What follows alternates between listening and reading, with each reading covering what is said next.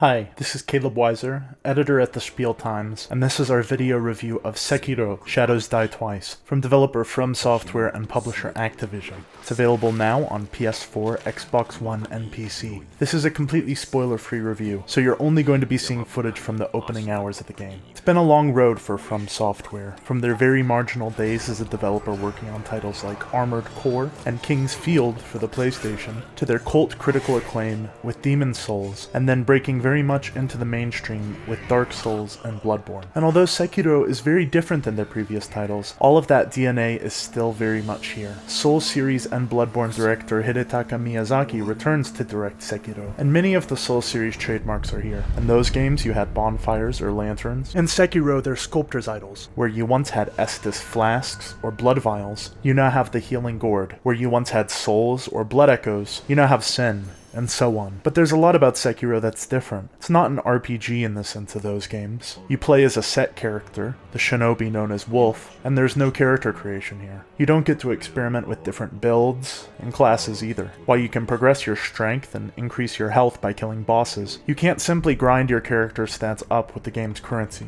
Sen, as you could in those other games. This means Sekiro is a more skill-based experience. At most, you can earn extra skill points to unlock a new move in combat or a latent skill that might improve your ability to parry enemy blows a bit. But these abilities aren't going to let you just brute force your way past the game's many excellent boss encounters. You will have to learn. Learn their design, learn their moveset, and learn to parry. These are the fundamentals of Sekiro's brutally difficult combat. It's much faster and more aggressive than any of their previous titles. The key here is something called the posture meter. Your opponent's posture bar occupies the top of the screen, while Wolf's is at the bottom. When you parry an enemy's blow or land a hit, you damage their posture, and equally your posture drains when the enemy parries your attacks. Rather than whittle away at enemy health bars, better to parry and counter to take down their posture. When an enemy's posture breaks, they become stunned for a crucial few seconds, where you can land an instant killing strike, appropriately called a death blow. Bosses come with multiple health bars and require multiple death blows, so it's not really wise to just sit there taking little chunks out of their health when they can kill you in a few hits. But if you die,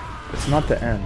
Wolf has the ability to revive himself once after he's killed. Die when a boss is on its last legs, resurrect and take those last few hits, or run away to regroup and heal up. But be careful, if you die again, that's it. The death penalty here is brutal. You lose half of all your currency and current experience, and once it's gone, it's gone. Sometimes you will be spared this loss by a random chance of unseen aid, but that probability decreases the more you die or resurrect, as a disease called dragon rot spreads throughout the world. I don't want to spoil the true nature of dragon rot, but it makes the death penalty in Sekiro feel very real. The more Wolf dies, the more NPCs catch the dragon rot, and it doesn't just reduce your chance of unseen aid, it can also affect the progression of side quests. The key to understanding Sekiro's combat is to achieve an equilibrium of aggression and defense. There are times when you should retreat, as there are some enemy attacks you can't block or parry. Luckily, the game warns you about these so-called perilous attacks by flashing a red kanji character on the screen with a dramatic sound effect. There's no doubt that this is a very punishing game, but the difficulty here feels fair. Enemy attacks are choreographed well in advance, the game's parry timing is generous, and you can use consumable items to buff your attack, defense, and posture. The variety of enemies here is reduced from Bloodborne, and most of them are human, which is definitely a contrast from that game's mass of writhing alien terrors. The more realistic characters make sense in the context of the game's combat, but the lack of variety is still a bit disappointing, and you'll notice that some enemies, and even bosses, are recycled in multiple areas with only minor differences. While Sekiro pushes its stealth mechanics to the forefront, and they can indeed be extremely helpful in areas populated by swarms of enemies, the stealth too often boils down to crouching in tall grass to wait for enemies to turn their back. It's a bit too simplistic for my taste, and stealth lacks the depth of the Tenchu series Sekiro was inspired by. Aside from the humorous idea of a shinobi pausing mid-battle to chow down on a piece of candy that miraculously increases his strength, your combat options are expanded here by the use of your prosthetic arm. Since Wolf's katana is the only main weapon in Sekiro, the variety in weapons comes here from attachments that fit onto the shinobi prosthetic, a tool fashioned by the mysterious sculptor after Wolf loses his arm in battle. Prosthetic options vary from shuriken that can interrupt your enemy, axes that can break their posture or split their wooden shields apart, or flamethrowers that can set sensitive enemies ablaze. I won't spoil the variety of prosthetics in Sekiro, but having found and experienced every one,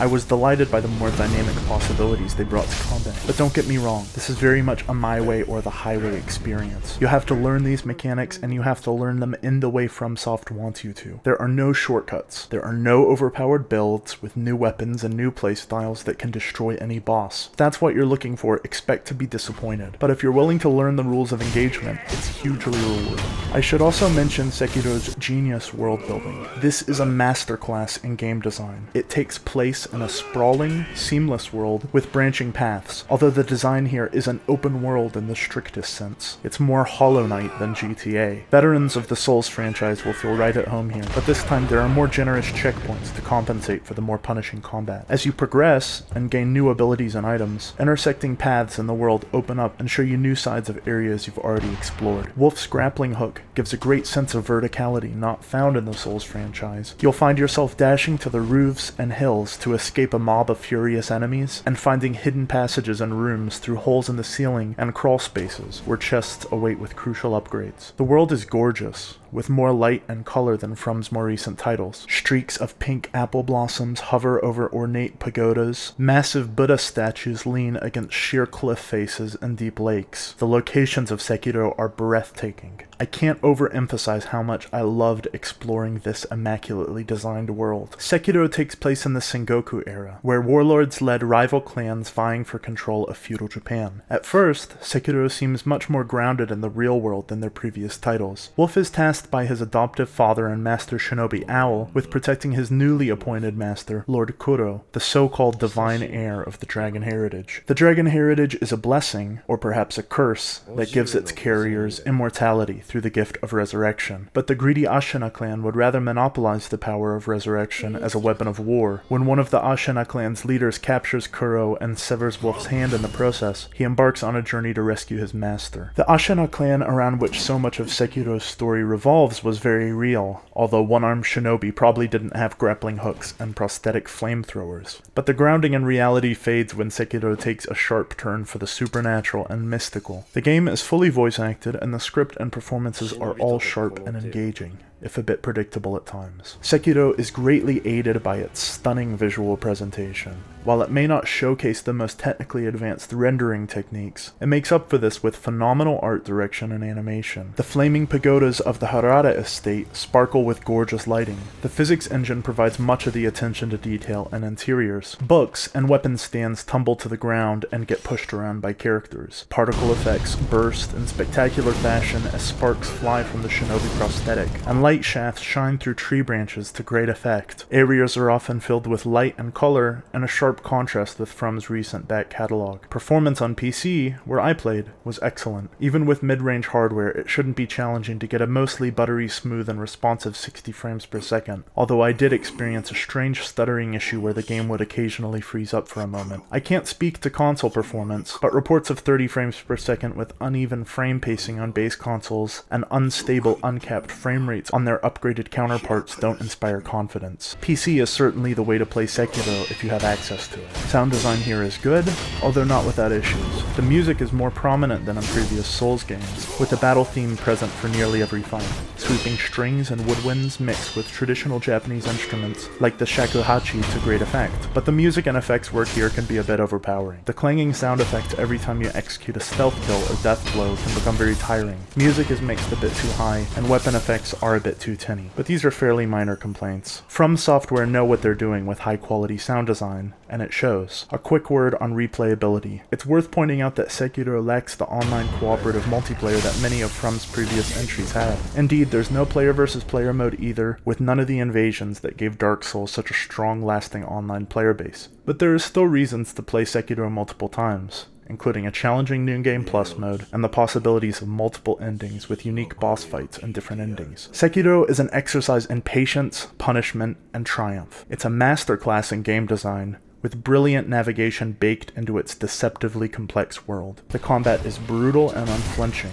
It seems simple to learn, but the depth and difficulty of Sekiro unravels as it stretches along its 40 to 50 hour long campaign. While I've always respected their work, some of FromSoft's previous titles left me cold with their claustrophobic and anxiety-inducing atmosphere. While some of that still remains in Sekiro, it's not the whole story here. It is simultaneously more challenging and more inviting, and I can't wait to get back to play it again, to experience more of this world, to see what endings I missed out on, and to discover more secret bosses. Nothing's perfect, but Sekiro is close. Thanks for watching our review of Sekiro Shadows Die Twice. If you enjoyed it, feel free to subscribe to our YouTube channel for more reviews and games content, and be sure to check out the video description for links to follow us on Facebook, Instagram, and Twitter, and check out SpielTimes.com for the written review and other gaming news and updates.